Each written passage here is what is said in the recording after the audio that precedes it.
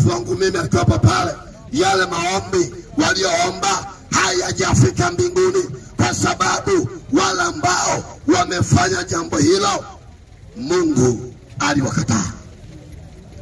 Na watu hawa Mungu alichonifunulia, wana magudulia ya dhambi, wana magudulia yaliyojaa dhambi, wana magudulia yaliyojaa uovu. Haiwezekani mtu muovu mwenye magudulia ya dhambi asimame kuombea taifa. Na tena muombee kiongozi ambaye mioyoni mwao wanamfanyia njama ya kumchafua, mioyoni mwao wamebeba hila ya kumchafua. Hili jambo limefanywa na viongozi wa kanisa la Kikristo, sio viongozi wa dini. Maana dini ile pale ilikuwa ni dini moja. Sikiza nikwambie, kwa sababu hiyo nataka niwape mfano mzuri ili mjue ya kwamba kwenye taifa hili yuko nabii, nami naitwa mchungaji wa taifa, Nabii Mikaya Komando Mashimo. Nataka niwaletee mvua,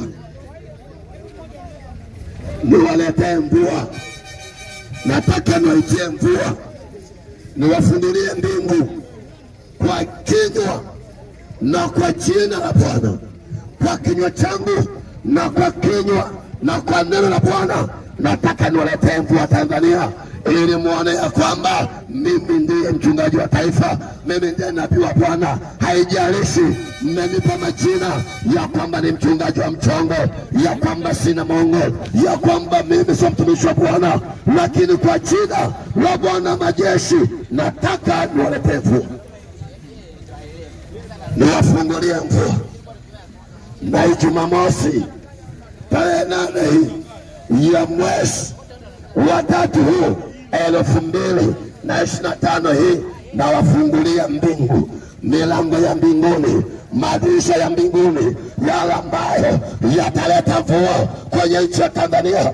Rais wa Jamhuri ya Muungano wa Tanzania aifikia hii ya kwamba yuko mtumishi wa Bwana, yuko nabii wa Bwana kwenye taifa hili, anaitwa mchungaji wa taifa, anaitwa nabii wa Bwana. Nataka niwafungulie mvua, nataka niwaletee mvua mtu, nataka niwaletee mvua, niwaletee mvua Bwana, ya kwamba yuko Bwana anayetenda makuu, ya kwamba yuko Bwana anayefanya makuu, ya kwamba yuko Bwana aliyenipaka mafuta akanifanya kuwa mchungaji wa taifa.